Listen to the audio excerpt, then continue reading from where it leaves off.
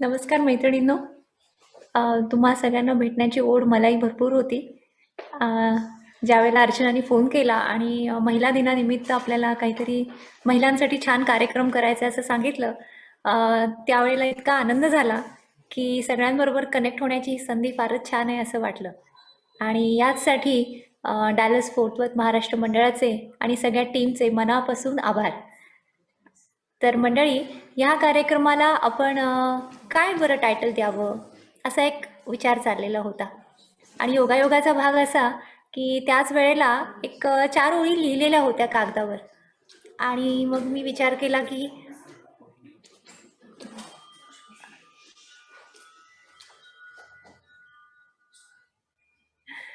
तर मग असा विचार केला की आपण असं काही टॉपिक घेऊया, असा काही विचार घेऊया की जे सगळ्यांच्या मनामनामध्ये आतमध्ये चालू असतं. काही वेळेला आपण मैत्रिणींच्या सोबत ते बोलतो, काही वेळेला बोलत नाही. तर याच संदर्भामध्ये आपल्या सगळ्यांच्याच भावना व्यक्त होतील अशा 4 ओळी आहेत की ओळखते मी मला तरीही, अनोळखी अजूनही आहे, सतत नव्या उंबरठ्यावर उभी, खंबीर तरी थोडी बावरलेली, मन विचारित राही हुरहुरणारे, शोधू कशी मी मला नव्याने. तर हे आपण आपल्याला शोधायचंय आणि आपल्याला ओळखायचंय आणि माझ्यामधली मी टिकवून ठेवायची आहे, हे सतत एक बाईच्या मनामध्ये चालू असतं. त्याचं कारण म्हणजे तिच्या आयुष्यामध्ये सतत होणारे बदल. लहानपणापासून जशी ती 12 वर्षाची होते, 13 वर्षाची होते, तिच्या आयुष्यामध्ये काही बदल होतात आणि स्वतःकडे पाहण्याची एक वेगळी दृष्टी येते. आणि मग समाजामध्ये सुद्धा हळूहळू जशी ती मोठी होत जाते, मग हळूहळू ती शिकते, करिअर करते. त्याच वेळेला घरामधून सांगितलं जातं की अरे तुझं करिअर खूप छान आहे, हे छान आहे, पण पोळ्या करता येतात का? तू स्वयंपाक करायला शिकलीस का? म्हणजे त्याच वेळेला तिची जी एक स्वतःबद्दलची संकल्पना असते ना, ती दोन्ही बाजूनी वाढत असते. याच्यामध्ये सामाजिक हातभारही खूप लागत असतो, कौटुंबिक असतो. तिच्या स्वतःच्या अशा काही इच्छा आकांक्षा असतात आणि हे करत करत पुढे तिचं लग्न होतं, मुलं बाळं होतात, वेगवेगळ्या ठिकाणी ती राहायला लागते. कधी देशात, कधी परदेशात. आता आपल्या सगळ्यांच्या बाबतीत म्हणायचं तर आपण आयुष्याच्या वेगवेगळ्या टप्प्यावर परदेशात आलो. आणि प्रत्येक वेळेला नवीन ॲडव्हेंचर म्हणून, थ्रिल म्हणून आपण ते स्वीकारलं सुद्धा. वेळप्रसंगी पडतील त्या जबाबदाऱ्या उचलल्या सुद्धा. पण हे सगळं करत असताना आतमधली जी मी आहे, ती कुठेतरी आहे का? का हरवली आहे? का तिला मी थोड्या वेळ बाजूला काढून ठेवली आहे आणि मग जरा वेळाने पुन्हा बाहेर काढणार आहे? अशा काहीशा आपल्या मनामधल्या आंदोलनांमध्ये आपण असतो. ह्या सगळ्याचा विचार करताना एक जाणवलं की आपलं जे मानसिक स्वास्थ्य आहे ना, ते फार महत्वाचं आहे. कारण घरामधली बाई ही अख्ख्या घराचा कणा असते. ती जर आनंदी असेल, ती जर खूप स्ट्रॉंग असेल, कणखर असेल, तर त्या घरामध्ये वाढणारी मुलं ही सुद्धा खूप स्ट्रॉंग होतात आणि तिची जी नाती असतात ती पण छान बहरतात. पण ह्यासाठी तिचं मानसिक आरोग्य आणि मानसिक शक्ती दोन्हीकडे लक्ष देण्याची गरज आहे.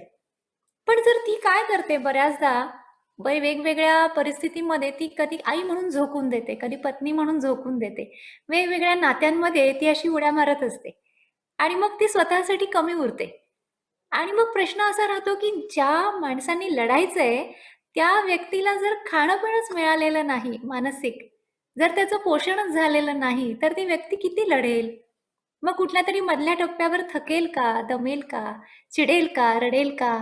आणि मग परत ही वीक आहे म्हणून तिला लोकं काही म्हणतील का? तर हा सगळा प्रवास करताना आपल्याला एक समजलं पाहिजे की आपलं मानसिक आरोग्य कसं जपायचं. आणि मग आयुष्यात येणारे हे वेगवेगळे बदल, अडचणी यांना मग आपण सामोरं कसं जायचं हे फार छानपणे ठरवता येतं. तर पहिला सगळ्यात महत्त्वाचा भाग जो विसरून चालणार नाही तो म्हणजे शारीरिक आरोग्य, आपलं स्वास्थ्य हे फार महत्त्वाचं आहे. आजचा विषय जरी मानसिक स्वास्थ्याविषयी असला, तरी त्याचा पाया आहे तो आपलं शारीरिक स्वास्थ्य. आणि हे शारीरिक स्वास्थ्य खूप महत्त्वाचं आहे. या संदर्भात एक साधा प्रश्न मी तुम्हाला विचारते की स्वास्थ्य म्हणजे काय? तर तुम्ही म्हणाल की आजारी न पडणं, सर्दी, पडसं, खोकला न होणं, पुढे जाऊन मग ब्लड प्रेशर, डायबिटीज अशा गोष्टी न होणं म्हणजे आरोग्य आहे का? नाही. आरोग्य हे त्याहून जास्त आहे काहीतरी. म्हणजे एखाद्या गोष्टी नकारात्मक होत नाहीयेत म्हणून एखादी गोष्ट सकारात्मक होते असं नसतं दरवेळेला.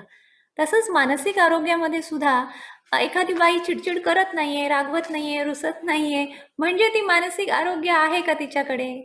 तर नाही. मानसिक आरोग्याची जेव्हा आपण व्याख्या करतो किंवा शारीरिक आरोग्याची व्याख्या करतो, तेव्हा एक इनबिल्ट वेलनेस ज्याला म्हणतो.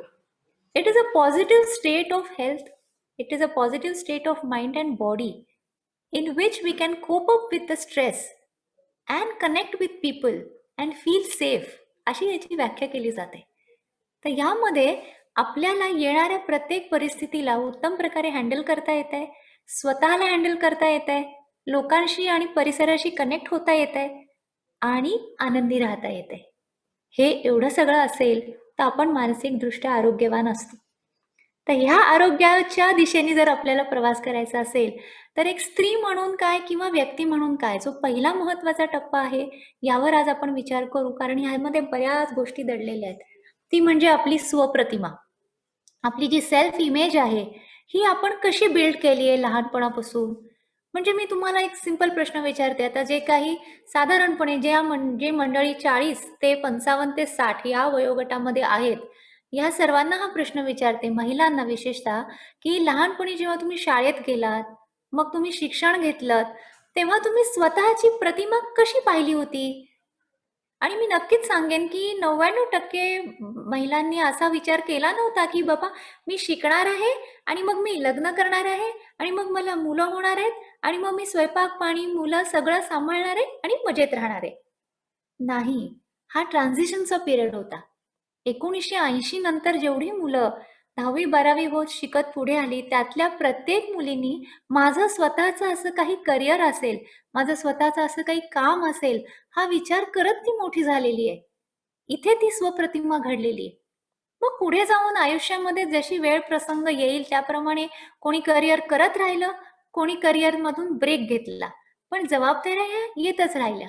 पण ह्यामधून डेव्हलप होते ती एक खंत, की मी जर काम करत असेल तर माझ्या मनामध्ये गिल्ट असतं की माझ्या घरातल्या लोकांना मी वेळ देऊ शकत नाही, मुलांना देऊ शकत नाही. आणि मी जर होममेकर असेल तर माझ्या मनात कायम ही खंत राहते की अरे आर्थिकदृष्ट्या मीही स्वावलंबी होऊ शकले असते, पण बाय चॉईस मी झाले नाही. मग मला तो रिस्पेक्ट, तो मान मिळत नाही.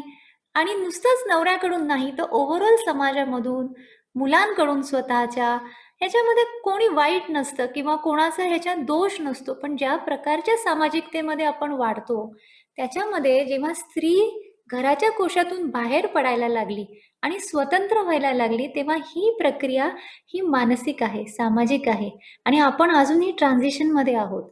ही प्रक्रिया पूर्ण झालेली नाहीये. त्यामुळे ह्या प्रकारची समज यायला थोडा वेळ लागणार आहे आणि हा पिढी दर पिढीच बदल होणार आहे. त्यामुळे यामध्ये जर योग्य प्रकारची माणसं आयुष्यात आली आणि मग त्यांनी सगळ्यांनी समजून घेतलं आणि त्या स्त्रीनी थोडासा खंबीरपणा दाखवला तर तिचं करिअरही होतं, घरामध्ये सपोर्टही मिळतो. पण सगळ्यांच्याच बाबतीत हे होत नाही. काही जणांना तो पर्याय निवडावा लागतो, करिअर का घर. आणि मग अशा वेळेला त्या स्वप्रतिमेला कुठेतरी तडा जातो. मग आत्मविश्वास कमी व्हायला लागतो. मग काय होतं की जी नाती निर्माण होतात त्याच्यामध्ये पण डिपेंडन्सी येते. मग एक चिडचिड असते. तर ह्या सगळ्या प्रोसेसमध्ये आपण टप्प्याटप्प्याने आज पाहूया की ह्या येणाऱ्या अडचणी आपण कशा दूर करू शकतो. तर पहिला सगळ्यात महत्वाचा भाग जे स्वप्रतिमेच्या बाबतीत आहे, तो म्हणजे की आपण स्वतःला कधीही अपूर्ण समजू नये. आपण काय आहोत ह्याचं आपण निरीक्षण केलं पाहिजे. मी स्त्री आहे, मी पुरुष आहे, हा फक्त एकच भाग आहे. ह्याच्या पलीकडे जाऊन मी एक व्यक्ती आहे. म्हणजे जसं आपण म्हणतो की स्वतःला आधी स्वतः मोकळं करा. आपण जेव्हा स्त्री मुक्त व्हावी असं म्हणतो की नाही, तेव्हा समाजाने तिच्यावर बेड्या घातल्यात आणि त्यांनी तिला मोकळं करावं, हा आपल्या हातातला भाग नाहीये. We don't have control over them. We can tell people, we can make them aware, but we cannot force them. What is required is आपण आधी मोकळं झालं पाहिजे. आपली जी स्वप्रतिमा आहे ती स्त्रीत्वाच्या पलीकडे जाऊन एक व्यक्ती म्हणून जर आपण स्वतःचा अधिक विचार करू लागलो तर इतकं सोपं होतं की स्त्री किंवा पुरुष हा फक्त एक रोल असतो आणि तो रोल प्ले आपण करत असतो. आणि मग त्या रोलकडे जेव्हा आपण तटस्थपणे पाहतो तेव्हा त्या रोलमध्ये आपण अवाजवी अपेक्षा पण करत नाही. मग पुरुषही अवाजवी अपेक्षा करत नाही की मी हा घराचा कर्ता करविता आहे आणि मग सगळ्यांनी मला मान दिला पाहिजे, माझं चुकलं तरी कोणी काही बोललं नाही पाहिजे, अमुक अमुक अमुक. आणि ती स्त्री ही मग विनाकारण निरूपा रॉय सारखी रडत मी किती सॅक्रिफाईस केलं वगैरे असं काहीसं म्हणत सगळ्यांनी माझ्या त्यागाचं समर्थन करून तिला पेडेस्टलवर ठेवावं याही अपेक्षा राहत नाही. मुद्दा हा आहे की व्यक्ती म्हणून आपण किती स्वतःला ग्रो करतो. तर ही स्वप्रतिमा जी आहे ही कशावर ठरते? तर फार महत्वाचा पण सटल भाग आहे की आपला जो सेल्फ टॉक आहे तो महत्वाचा आहे. की आपण स्वतःशी काय बोलतो, कारण we are what we consume असं म्हटलं जातं. तर आपला जो सेल्फ टॉक आहे, स्वतःशी आपण काय बोलतो तसे आपण घडतो आणि तसेच आपण वावरतो आणि तसेच आपण वागतो. त्यामुळे सेल्फ टॉकमध्ये आपण जे स्वतःबद्दल विचार करतो तो पॉझिटिव्ह असला पाहिजे. म्हणजे पहा, एक साधं उदाहरण देते की तुमच्या कामाच्या ठिकाणी किंवा घरामध्ये कोणीतरी अपमान केला तर आपण काय म्हणतो, वाईट वाटतं आपल्याला आणि मग आपण सारखा तो विचार करत राहतो आणि आपण रिप्ले करत राहतो त्या प्रसंगाचा पुन्हा पुन्हा पुन्हा. म्हणजे ती व्यक्ती एकदाच दुखावते पण आपण आपल्याला 100 किंवा 200 वेळा दुखावत असतो, कारण तो सगळा रिप्ले आपण करत असतो. आणि ह्याच्यामध्ये काय होतं की स्वप्रतिमा ही वीक होत जाते.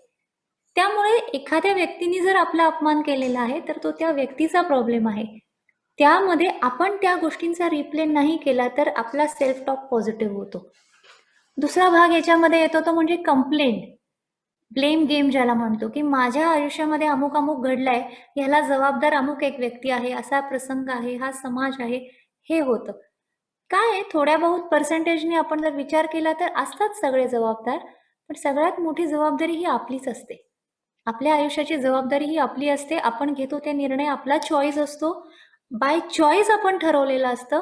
ह्याच्यामध्ये जी हिंमत येते, ह्याच्यामध्ये जी ताकद येते, ह्याच्यामधून आपली पर्सनॅलिटी खऱ्या अर्थाने उभी राहते. नाहीतर मग पान आहे, झाडावरून पडलं, वारं आलं, ते वाहत गेलं, मग नदीत पडलं, नदीतनं वाहिलं, असं थोडी ना आयुष्य असतं. त्यामुळे प्रत्येक गोष्ट जी आपण जगतोय, करतोय, ती बाय चॉईस आहे का? ह्याचा मात्र आपण विचार केला पाहिजे. मग भले तो होममेकर होण्याचा चॉईस असेल, नोकरी करण्याचा असेल किंवा आणि काही असेल. मग अगदी लग्न करण्याचं असेल, लग्न न करण्याचं असेल. कोणताही निर्णय जो आपण घेतो त्याच्यामध्ये आपला चॉईस आहे का?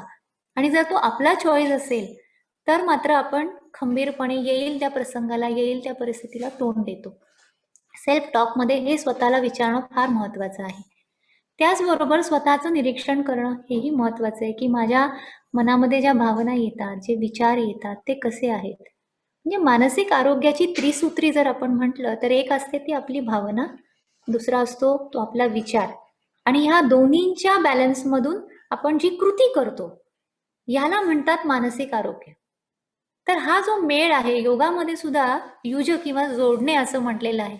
तर हा जो जोडण्याचा भाग आहे की नाही, याला मानसिक आरोग्य म्हटलेले. समतोल, भावना, विचार आणि कृती यांचा समतोल हा कधी होऊ शकतो? जेव्हा आपण प्रतिसाद देतो, we respond and we don't react.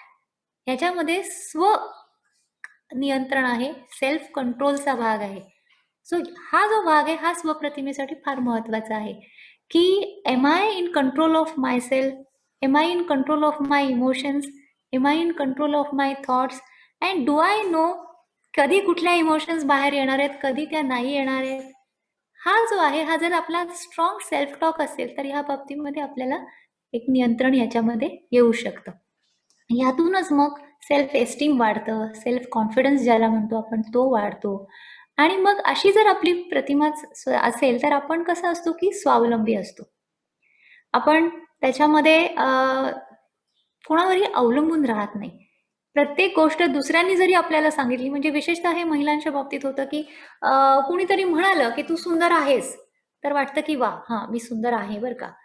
कोणी म्हणाला अरे नाही तुझं नाक थोडं असं आहे, नाही रंग जरा वेगळा असता तर, थोडा उजळ असता तर, अमुक असतं तर. म्हणजे लहानपणापासून हे बॉडी इमेज जी आहे ना आपली, ती पण वीक असते काही वेळेला.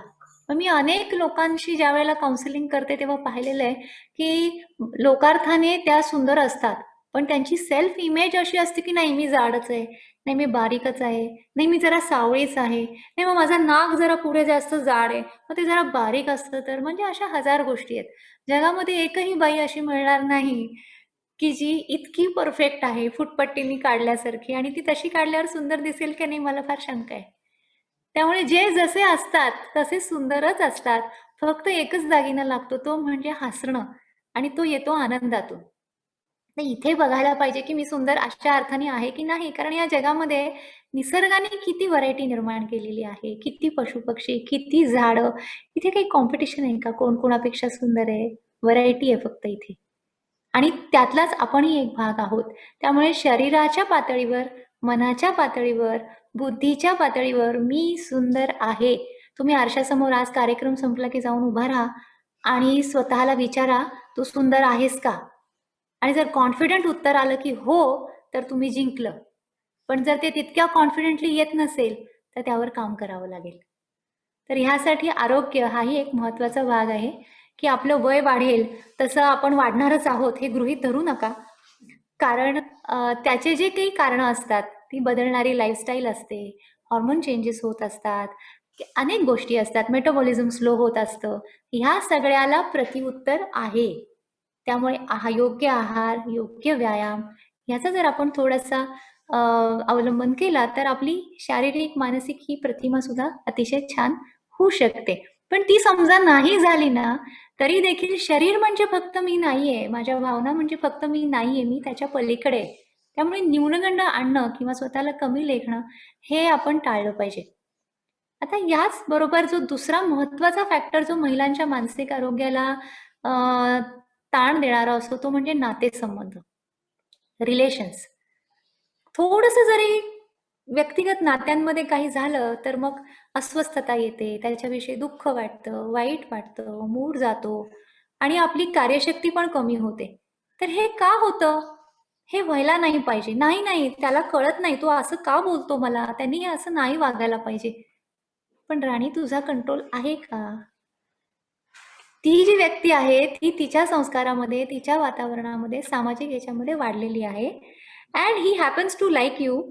That doesn't mean that person is perfect. तर अशा माणसावर आपण किती डिपेंडंट राहायचं? आपली मुलं, आपली मुलंही आपल्यावर प्रेम करतात. खरं म्हणजे म्हणून म्हणतात आई व्हावं. कारण ती सारखीच म्हणतात, आई तू सुंदर आहेस आणि तू खूप छान आहेस, जग म्हणू न म्हणू. प्रत्येक आईला तिचं मूल म्हणत असतं की तू खूप सुंदर आहे. आईपणामधली ही एक छानशी गंमत आहे.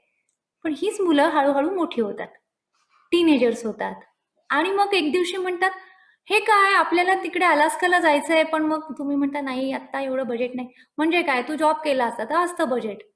आली का पंचायत?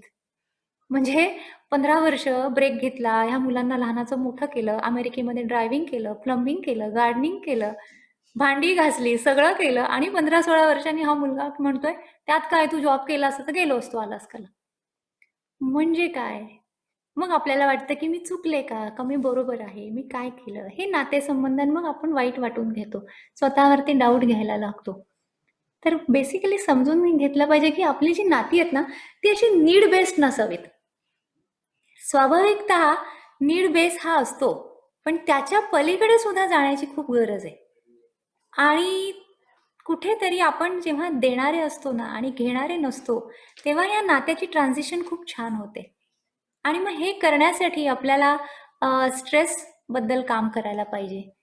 आणि हा स्ट्रेस कसा हँडल करायचा? मग ह्याच्यासाठी देखील थोडा प्राणायाम केला, ध्यान केलं. आणि याच्यामध्ये एक छोटासा मुद्दा जो मी आज नक्की सांगणार आहे, की स्ट्रेस कशामुळे येतो? तर आपण पास्टविषयी विचार करतो, मेमरीमध्ये अडकतो किंवा अनवॉन्टेड इमॅजिनेशन करतो फ्युचरमध्ये. पुढे काय होईल? म्हणजे मी अमुक इंटरव्ह्यूला जाणार आहे, मग तो होईल का? मग तो नाही होणार का? अमुक जण आमच्या घरी येणार आहेत, मग मी स्वयंपाक केलेला त्यांना आवडेल का? नाही आवडणार. मी ह्या ज्या कल्पना आहेत ना, ह्या चक्रातनं आणून जर आपण थोडं वर्तमान काळाकडे आलो, तर मात्र आपला स्ट्रेस कमी होऊ शकतो. तसंच काही जुन्या गाठी बांधलेल्या असतात आपण आपल्या मनामध्ये, की सासूबाई त्यावेळेला तसं वागल्या. नाही, दिराने असं म्हणायला नको होतं. नाही, मग त्यावेळेला तुम्ही सपोर्ट केला असता तर माझं करिअर झालं असतं. अशा खूप साऱ्या जुन्या-जुन्या गाठी आपल्या मनात आपण बांधलेल्या असतात आणि मग त्या वेळ प्रसंगी घरामध्ये संधी आली की सोडतो. त्याचे बाण मारतो. मग परत ते घेतो, गाठी बांधून ठेवून टाकतो. तर ह्या ज्या काही मेमरीशी चाललेला खेळ आहे ना, हा खरं म्हणजे खूप आत्मघातकी असतो. कारण ह्याच्यामध्ये आपली स्वप्रतिमा जाते, आपला स्ट्रेस वाढतो. त्यामुळे जे घडून गेले ते घडून गेले, दॅट इज पास्ट. आज ना ते आपण आहोत, ना समोरची व्यक्ती ती आहे, ना तो काळ आज आहे, ना परिस्थिती ती आहे. कारण इथे काहीच स्टॅटिक नाहीये. प्रत्येक जण बदलतोय, पुढे जातोय. तर त्याबरोबर जर आपण पुढे जात राहिलो तर आपला स्ट्रेस नक्कीच कमी होतो. आणि म्हणूनच मानसिक आरोग्याबरोबर कुठेतरी आध्यात्मिक आरोग्याची सुद्धा गरज आहे. अध्यात्म म्हणजे काय? खूप माणसं खूप प्रकारे व्याख्या सांगतील, खूप श्लोक म्हणतील, प्रवचन ऐका म्हणतील, कीर्तन ऐका म्हणतील, देवाची रोज 2.5 तास पूजा करा म्हणतील. पण अध्यात्म म्हणजे काय ह्याचा जर खऱ्या अर्थाने विचार केला तर माझ्या भोवती असलेल्या परिस्थितीला मी सामोरं आनंदाने जाऊ शकते का? प्रतिकूल परिस्थिती आली तरी देखील मी सामोरं जाऊ शकते का हसत हसत? आणि ते जर जात असाल तर तुम्ही आध्यात्मिक आहात. या इतका सोपा अर्थ आहे. आणि मग त्यासाठी आपल्या मनाची ताकद वाढवायला योगाभ्यास केला, प्राणायाम केला, ध्यान केलं आणि मुख्य म्हणजे मानसिक आणि वैचारिक आहार घेत राहिलं तर हे पॉझिटिव्हिटी वाढते. आपण जसं रोज जेवतो की नाही तसं मनालाही जेवणाची गरज असते, विचारांनाही असते. आणि ती जर पॉझिटिव्ह घेतली तर मग नक्कीच आपला त्याही बाबतीमध्ये सक्षमता वाढते. तर आजच्या या बोलण्याचा जो सगळा गाभा आहे तो म्हणजे आपली स्वप्रतिमा स्ट्रॉंग असली पाहिजे. त्यातूनच आपला सेल्फ टॉक पॉझिटिव्ह होतो, आत्मविश्वास वाढतो. त्यातून आपल्या नात्यांमध्ये आपण दुसऱ्यावर अवलंबून राहत नाही, स्वावलंबी होतो. भावनिकदृष्ट्या आपण स्वतःवर अवलंबून राहतो, दुसऱ्याच्या कौतुकाची अपेक्षा करत नाही, आपण देणारे होतो. मग स्ट्रेस मॅनेज करायला यायला लागतो आणि स्वतःविषयी एक आनंदाची भावना निर्माण होते. तर मंडळी, थोडक्यामध्ये मानसिक आरोग्य म्हणजे काय हे सांगण्याचा मी प्रयत्न केलाय. तुमच्याकडून खूप सारे प्रश्न पण छान छान आलेले आहेत. तर पुढचा उरलेला वेळ जो आहे तो आपण प्रश्न उत्तरांमध्ये घेऊ. त्यात अजून बरेच टॉपिक्स येतील.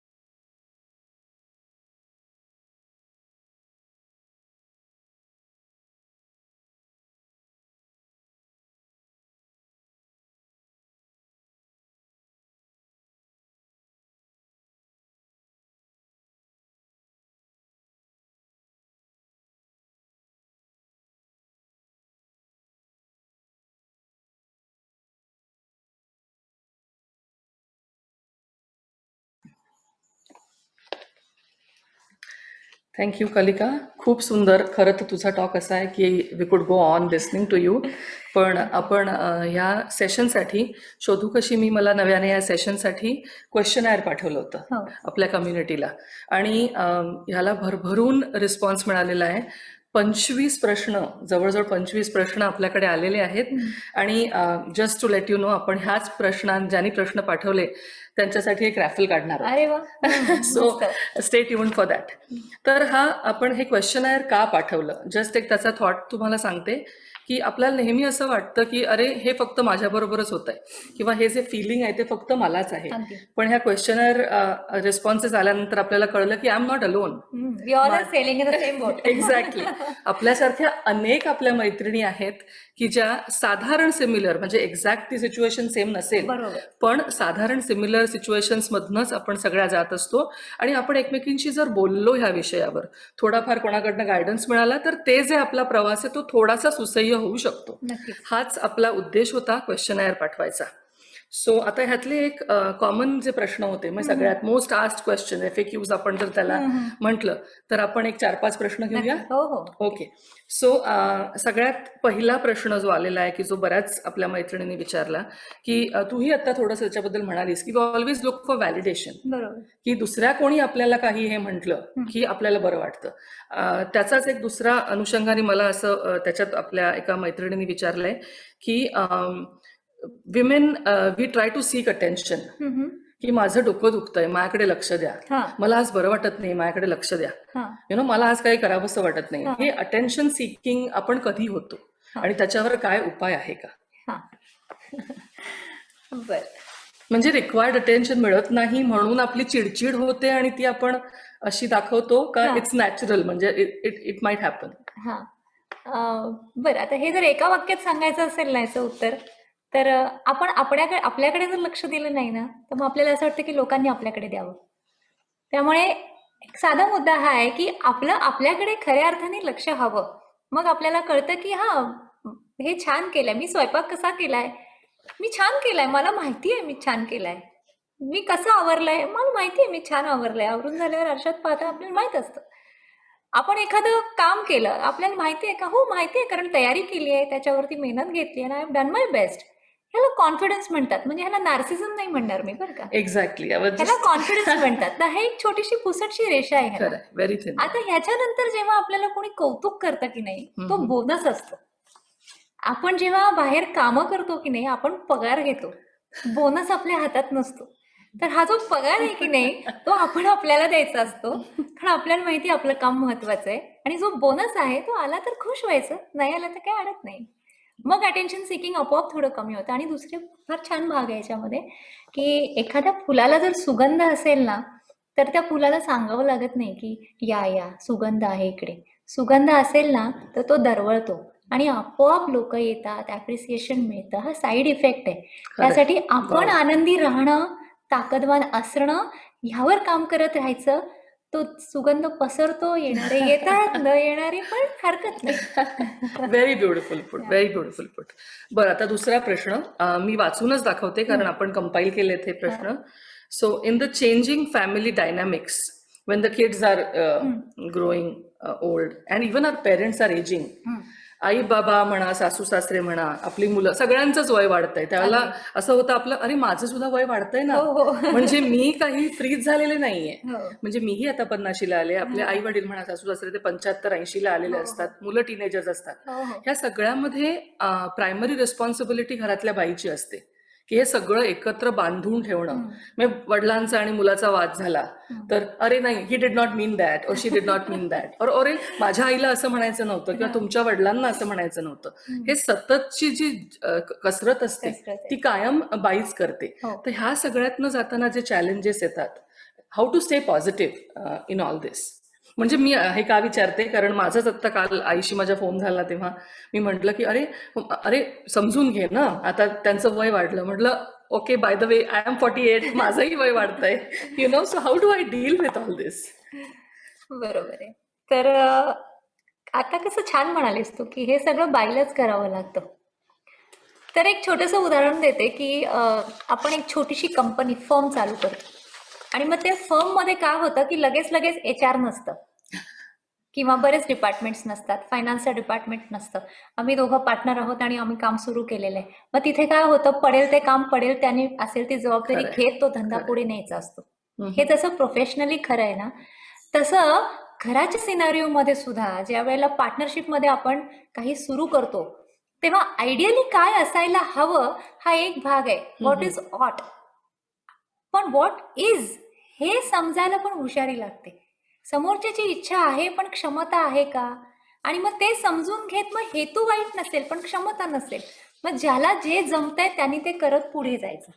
आणि इथे खूप सुंदर गोष्ट आहे की बाईमध्ये ही क्षमता असते, माणसं जोडण्याची, माणसांना प्रेम देण्याची, करण्याची. काही पुरुषही या बाबतीत मागे नसतात, पण मेजॉरिटी जर आपण पाहिली तर बऱ्याचदा बायका हा रोल पुढे नेतात.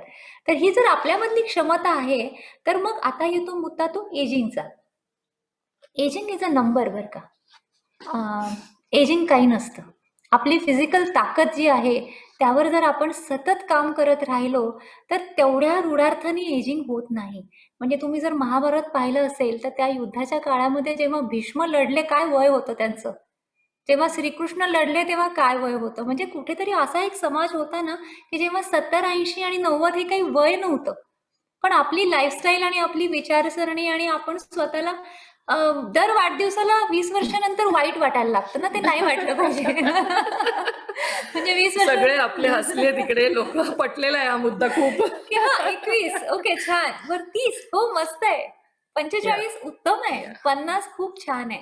खूप गोष्टी ऍड झाल्यात, खूप अनुभव वाढलाय, ज्ञान वाढलंय. तर हे छान आहे. पण म्हणजे तो मुद्दा हाच आहे, की सगळ्यांना जोडून आपण जेव्हा पुढे जातो ना, तेव्हा स्ट्रेस नाही घ्यायचा त्याचा. मैत्री हे त्याच्यावरचं उत्तर आहे. मागची पिढी असू दे, पुढची पिढी असू दे, मोकळेपणा, सहजता आणि मैत्री हे आलं तर कुठलंही नातं सुंदर होतं. दुसऱ्या कुठल्याही नात्याच्या कुठल्याही नावाला काहीही अर्थ नाही. सगळ्याच्या पार्श्वभूमीवर मैत्रीच आहे. ज्या आई-वडिलांना मैत्री जमते, ती मुलं मोठी झाली तरी ते नातं नीडबेस्ट राहत नाही. ते मैत्रीचं होतं. तसंच सगळ्याच नात्यांच्या बाबतीत आहे. तर I think we can make it work. True, very true. All right, let's move on to the next question. Again, one of the most asked hota. Does a woman need to be selfish to grow herself? हे जे guilty feeling वाटतं की अरे सुरुवातीला तू जसं म्हणालीस की मी घरी राहिले नोकरी सोडून तरी गिल्टी वाटतं की माझ्याकडे फायनान्शियल इंडिपेंडन्स नाहीये बरोबर. आणि मी नोकरी करत असले तरी मला वाटतं अरे मला घराकडे लक्ष देता येत अगदी. नाहीये. हो. तर ही जी द्विधा मनस्थिती असते हं. त्याच्यातनं परत I guess the core what is हो. The core of a woman, how she should or she should not feel. बरोबर. आपण पाहूया स्वार्थ हा जो शब्द आहे की नाही, तर ह्याला तसा नकारात्मक अर्थ नाहीये. स्व अर्थ, स्वतःसाठी, तर हा जन्मसिद्ध हक्क आहे. जसं लोकमान्य टिळक म्हणाले की स्वराज्य हा माझा जन्मसिद्ध हक्क आहे आणि तो मी मिळवणारच. तसं स्वतःची प्रगती करणं, स्वतःला पुढे नेणं, स्वतःला आनंदी ठेवणं, स्वतःला आरोग्यवान ठेवणं हा जगण्यातला अधिकार आहे. प्रश्न कधी येतो जेव्हा त्याचा दुसऱ्यांना त्रास होतो. खरंय. मग माझ्या मुलांना मी पाळणाघरात ठेवून कामावर गेले तर त्यांना त्रास होतोय का? माझ्या नवऱ्याला संध्याकाळी स्वयंपाक करावा लागला तर त्याला त्रास होतोय का? तर मी जसं सुरुवातीला म्हटलं ना की काळ बदलतोय. हा जो काळ आहे ना, हा आहे जॉईंट लिडरशिपचा. ही जी ट्रान्झिशन आहे ह्याच्यात आपण समजून घेतलं पाहिजे की ही जॉईंट लिडरशिप आहे. The leadership goes to the man as well as to the woman. आणि त्या लिडरशिप खाली जेव्हा मुलं वाढतात ना, they also grow as leaders. Leader म्हणजे काय? जो जशी वेळ येईल ती रिस्पॉन्सिबिलिटी घेतो आणि त्या कामाला पूर्ण करतो. मग घरामधली छोटी छोटी मुलं पण जर ह्या लिडरशिपमध्ये मोठी होत असतील ना, तर आई बाहेर गेली तर ती वाईट नसते. तिचं प्रेम असतं. फक्त आपल्याला हे आता घर हे आपलं युनिट आहे. This is our factory and we need to work on it. So मग जो जिथे जेव्हा असेल त्यांनी जे लागतंय ते करणं. ह्यालाच म्हणजे पुढचा असाच प्रश्न होता आपल्याकडे की when are we going to normalise men working in the kitchen. So जेव्हा माणूस आता तू म्हणालीस तसं की आता आई नाहीये घरी, मुलांनी किंवा बाबांनी काहीतरी किचन मध्ये केलं, बघा आज मी मदत केली हिला, किंवा असं आपण सांगितलं जातं. We tend to boast about it. बरोबर. की आज मी नव्हते घरी, म्हणजे माझ्या वाक्यामध्ये गिल्ट आहे की मी घरी नव्हते पण माझ्या नवऱ्याने केली मदत. सो आपण त्यांना अप्रिशिएटही करतोय. हे कधी नॉर्मलाइज होणार या गोष्टी? कसं आहे ना, हा ही एक दिशा आहे ज्या दिशेकडे आपण चाललो, ज्याला मी जॉईंट लिडरशिप म्हणाले. की आपले नवरे सुद्धा तसे बिचारे असतात जर त्यांना काही येत नसेल तर, कारण त्यांना लहानपणापासून तसं नाही वाढवलंय. True true. त्यांची आईने त्यांच्या हातात रुमाल दिलाय, पाकिट दिलंय, तू विसरशील हे घेऊन जा म्हणून सांगितलंय, राहू देत हे मी करते म्हणाले. सो तो कॉन्फिडन्स नाही डेव्हलप झालेला आहे. तो दोष नाहीये पण वाईट आहे ते. पण हरकत नाही, त्यावेळची ती परिस्थिती होती. आता जे तू विचारलं ना, 100% जेव्हा आपली मुलं मोठी होतील ना, ती जे घरात बघतील ना, तेव्हा तो चेंज जास्त होईल. आणि बिलीव्ह मी, खूप सारे नवरे, म्हणजे आता मध्येच मी एका माझ्या मैत्रिणीकडे गेले होते, तर आम्ही गेल्यानंतर तिच्या नवऱ्याने चक्क सांगितलं की बसा तुम्ही, काय घेणार तू? आणि त्यांनी जाऊन तितक्या सहजपणे, अर्थात मी चहा कॉफी घेत नाही म्हणून मग तो म्हणाला बरं ठीक आहे मी सरबत घेऊन येतो, आणि त्यांनी छानपैकी वाळ्याचं सरबत आणून दिलं. सो मग म्हटलं वा ग, मस्त आहे, खूप छान आहे. म्हटलं म्हणजे काय, मी नाही का करत त्याच्या मैत्रिणी, त्याचे मित्र मैत्रिणी आल्यावर. इतकं सिंपल आहे. सो आहे, आजही बदल होतोय. आणि जी मुलं आज 30-35 वर्षाची आहेत, बाहेर शिकतायत, त्या पिढीमध्ये पण हा बदल दिसतोय, बदल होणार. आणि जे आज करत नाहीयेत ना, मे बी म्हणजे कसं होतं ना की आता एक छोटंसं उदाहरण देते की माझा नवरा तो स्वयंपाक करेल का, करणार नाही का, काही होऊ शकतं, पण तो म्हणे ठीक आहे मी तुझ्या गाडीत पेट्रोल भरून आणतो, किंवा मी इतर काही गोष्टी करतो. सो त्याचं प्रेम आहे, तो काळजी घेतो, त्याच्या पद्धतीने घेतोय. कुठेतरी माणसं जेव्हा आपण स्वीकारतो ना, तेव्हा त्यांच्या एबिलिटीज आणि इनएबिलिटीज सहित स्वीकारतो, स्वतःलाही स्वीकारतो. त्यामुळे हे होतील बदल. पण त्याचा आग्रह आणि हट्ट धरला तर मग तडा जातो, तेव्हा त्रास व्हायला होतो, उगीच अपमान होतात, उगीच हे होतं. त्या सहजता राहिली तर होतील गोष्टी. खरंय खरंय. ओके. सो आता एक 2 प्रश्न आहेत, त्यातले मी तुला फोड करून विचारते. They are actually related to each other, पण वेगळे आहेत. Mental health after 40, specially what to do and how to take care of yourself during the hormonal changes. Okay. साधारण 40शी नंतर महिलांना प्री मेनोपॉझल पिरियड जो आहे तो साधारण सुरू होतो. तो हा जनरली 8-1 वर्षाचा किंवा 4 वर्षाचा असू शकतो. तो हा कधी कधी 40शी नंतर, कधी कधी 45शी नंतर हा सुरू होतो. आणि मग हा जो काळ आहे हा साधारण 50-52 या वयापर्यंत मेनोपॉज पूर्ण होतो. तर ह्या काळामध्ये सगळ्यात महत्वाचं जर काही घडत असेल तर ते म्हणजे फिमेल हॉर्मोन्स सिक्रेशन कमी होतं. आणि ह्या सिक्रेशनचा एक चांगला फायदा हा असतो की त्याच्यामुळे सेरोटोनिन डेव्हलप होत असतं. ते पण कमी होतं, जे हॅपीनेसचं हार्मोन आहे. आणि मग याच्यामध्ये काय होतं, त्याच वेळेला टीनेजर्स मुलं आलेली असतात, मिड लाईफ क्रायसिस मध्ये नवरा आलेला असतो आणि मग घरातले आई वडील थकत असतात, आजारी पडत असतात. सो हे फॅमिली आणि सोशल कंडिशन्स पण ऍड होतात. तर आपण अशा हॉर्मोनल चेंजेसमध्ये मग इरिटेशन येणं, पटकन राग येणं, झोप न लागणं किंवा फटीग आल्यासारखं वाटणं, हे जे बदल आहेत ना हे घडतात. तर ह्याच्यासाठी साधारण सुरुवातीपासूनच, पण जर आपल्याला नसेल जमलं तर 40शीचा जशी काही बेल वाजते ना तसं पटकन व्यायाम करायला सुरू करणे, आपला आहार योग्य प्रकारे घेणे, कोणत्याही युद्धाची तयारी जशी करतो तशी दर 10 वर्षांनी काय होणार आहे आयुष्यामध्ये स्त्री आणि पुरुष दोघांनी समजून त्याची जर पूर्वतयारी केली आणि माणसांशी कनेक्टेड राहिलं, सहज राहिलं, खूप कॉम्प्लिकेशन्स न आणता, माणसांना जज न करता, त्यांच्याकडून अति अपेक्षा न करता सिम्पल ठेवलं ना तर नाही होत त्रास. Because this is just vulnerability to stress. It doesn't imply stress. Menopause doesn't imply stress. Right, exactly. आपण फक्त वल्नरेबल होतो. म्हणजे पाऊस पडत असेल तर सर्दी होऊ शकते, सर्दी होतेच असं नाही, पण मी जर माझी इम्युनिटी डेव्हलप केली असेल तर मेनोपॉजचा त्रास खूप कमी होईल. पूर्वीच्या काळी का बायकांना होत नव्हता असं मला एका मैत्रिणीने विचारलं होतं. तर मग त्याच्यावर हा भाग आहे की पूर्वीची बाई ही एकटी होती का? नाही, तिच्या भोवती समाज. हाच आपला पुढचा प्रश्न आहे. ओके. म्हणजे जस्ट तुला तर तू बोलतेच आहेस की मला का त्रास होतो मेनोपॉजचा? माझ्या आईला नाही झाला, माझ्या आत्याला नाही झाला, माझ्या काकूला नाही झाला, माझ्या बाबांना तर माहिती नव्हतं असं काही असतं. So are we making a big deal out of it or it really happens? Or it is always happened आणि फक्त बायकांना वेळ नव्हता, अवेअरनेस नव्हता? नाही, बरोबर आहे तुझं म्हणणं. फक्त याच्यात 2 भाग आहेत की अवेअरनेस नव्हता, पण एक जनरल माहित होतं की 40शी नंतरची बाई आहे ती थोडीशी अग्रेसिव्ह होते, ती थोडीशी चिडचिड करते, हे होय समजून होती फॅमिली. पण त्याचं कारण मीमांसा किंवा आज आपण जसं शास्त्रीय पद्धतीने बोलतो असं बोलत नसतील. पण तिच्या भोवती फॅमिली होती आणि तिने तिचा role as a homemaker स्वीकारलेला होता. आपण तो अजूनही स्वीकारलेला नसतो. I am still looking for more. आणि मग ते जे काही कुकरमध्ये प्रेशरमध्ये दाबल्यासारखं होतं त्याच्यामध्ये मग 40शी नंतर हा ताण आपल्याला जास्त जाणवायला लागतो.